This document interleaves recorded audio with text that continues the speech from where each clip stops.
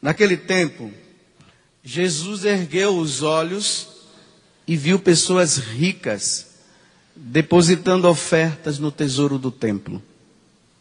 Viu também uma pobre viúva que depositou 2 pequenas moedas.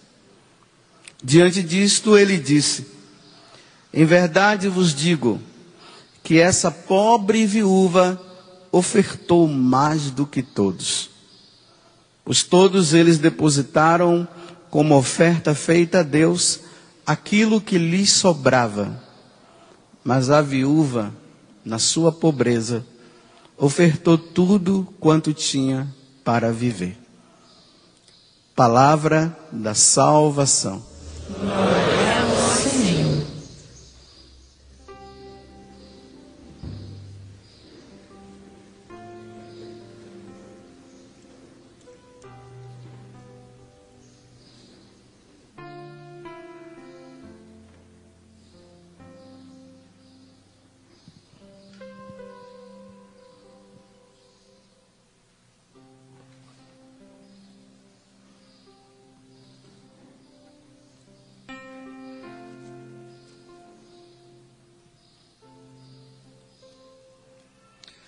Nós estamos chegando ao final do ano, e estamos chegando também ao final do ano litúrgico.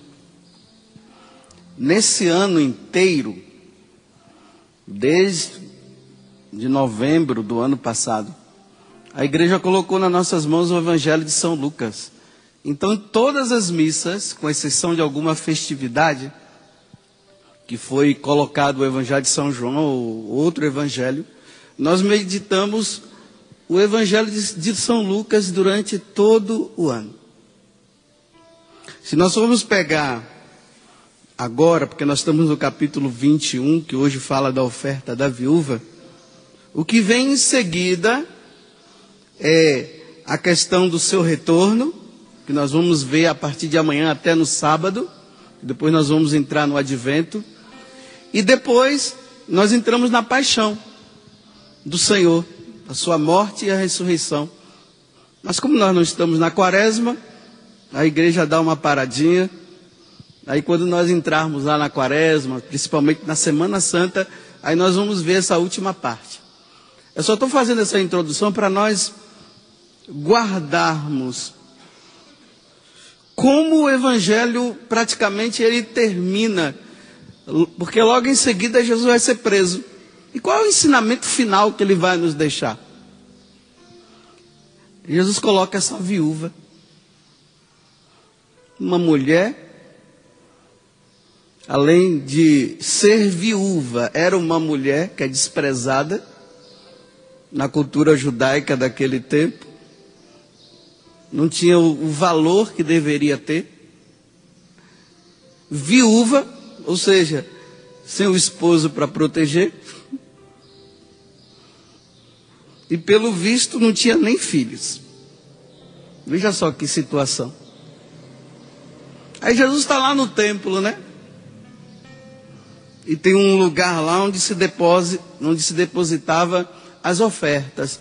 As pessoas entravam no templo, iam lá, pegavam as moedas e colocavam lá. Os ricos vinham com os seus dinheiros, né? Porque eles eram ricos. Eles davam, mas sobrava ainda para eles. Aí o rico vinha e colocava. Imagina, chegava aqueles ricos lá, tudo se apresentando e colocava. Porque Jesus sempre mostra o rico no Evangelho sempre dessa forma, muitas vezes, né? Sempre querendo se mostrar. As pessoas fazem o bem, mas quer que todo mundo veja, bata palmas e mostre, está vendo, eu dei, eu fiz. E aquela mulher tão simples, vai lá toda medrosa, já preocupada porque já não tinha nem muita coisa para dar, ela só tinha 2 moedas, é o que sobrou para ela, só a moeda. O marido morreu, o filho provavelmente não tinha, ela vai lá provavelmente escondida, e Jesus está lá olhando, né? Lá no cantinho, vendo.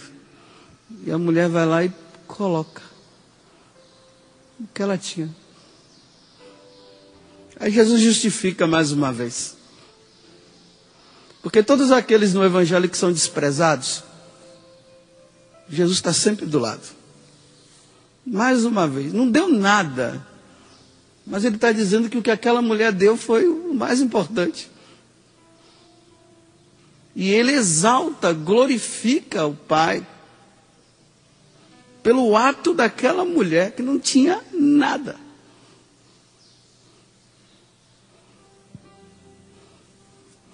Veja quando termina o Evangelho. Vou ler de novo. Mas a viúva, na sua pobreza, ofertou tudo o que tinha para viver. O que é que nós devemos fazer de agora em diante? Engraçado, né? Até pelo fato de eu estar sempre assim, celebrando a missa das 7 da manhã. Todo ano, quando chega no final, Deus sempre deixa uma coisa do Evangelho que foi meditada durante o ano. A primeira coisa que ele deixou como prática para a nossa vida é essa. Cuidemos das viúvas e dos órfãos, viu? Sei, talvez você esteja preocupado com o seu dedinho, que está doendo. Talvez a sua preocupação seja com algumas finanças suas. Vocês têm todo o direito de se preocupar com o seu dedinho e com as suas finanças. Talvez seja por isso que muitos acabam vindo à missa e fazendo novenas e tudo mais. Para resolver o meu problema. Mas Jesus está deixando bem claro. Se preocupe com o órfão e a viúva. Ajude-os, porque ele não tem ninguém que possa ajudá-los. Vocês se lembram daquela passagem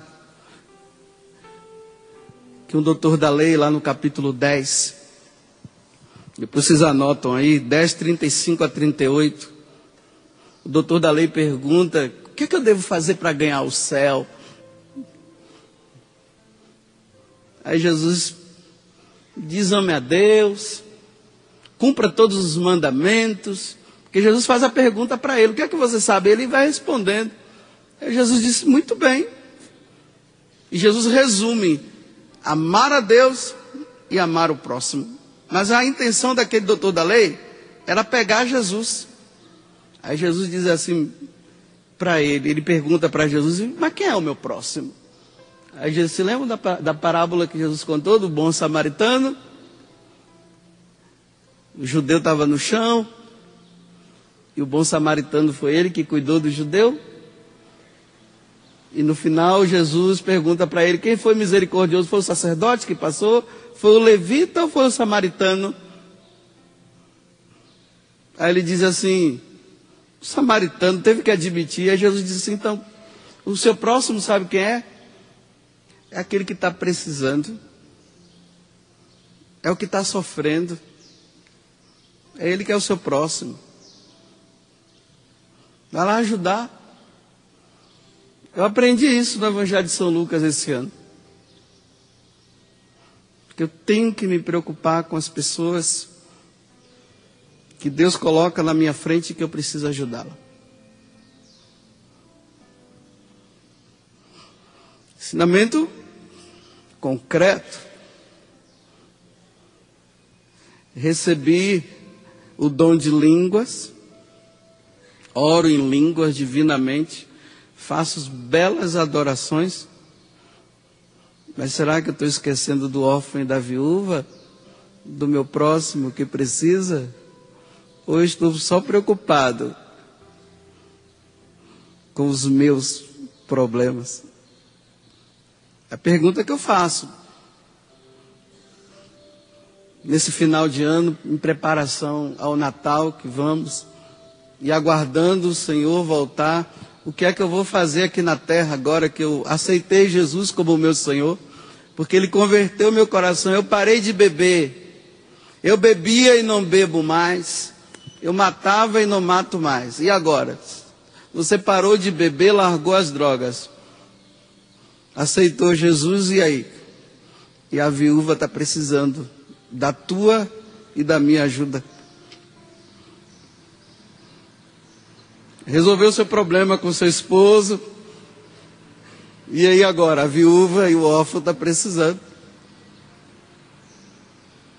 Aí depois ele vai nos ensinar.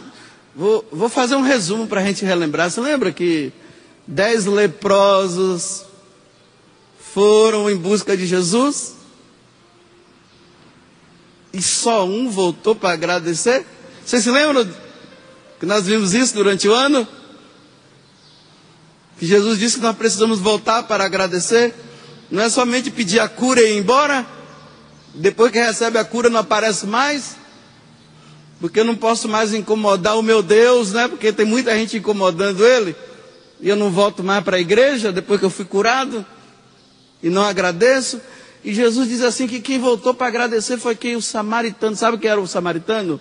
O desprezado. Ninguém queria saber dele. Os bons, os tidos como os bons, não voltaram não. Aqueles que usam a igreja por interesse.